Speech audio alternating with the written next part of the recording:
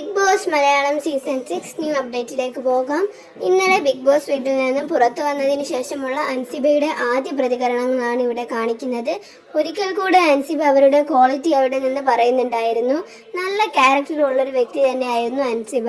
തുടക്ക സമയങ്ങളിൽ അൻസിബയുടെ കളി വളരെ മോശമായിരുന്നു. കാരണം അൻസിബ പരദൂഷണക്കാരിയാണെന്നും അൻസിബ വിഷമാണെന്നും എല്ലാം പറഞ്ഞ് സ്ഥിരീകരിച്ചിരുന്നു.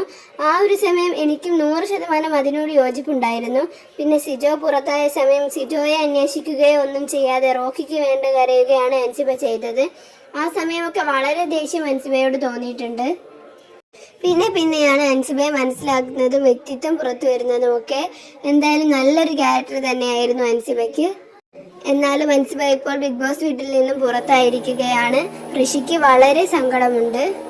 കാരണം ഋഷിക്ക് എല്ലാമായിരുന്നു അൻസിബ. ഇനി ആരുണ്ടാകുമെന്നാണ് ഋഷി ചോദിക്കുന്നത്. എന്തായാലും അടുത്തൊരു വീഡിയോയിൽ കാണാം. സബ്സ്ക്രൈബ് ചെയ്യാത്തവർ സബ്സ്ക്രൈബ് ചെയ്യണേ.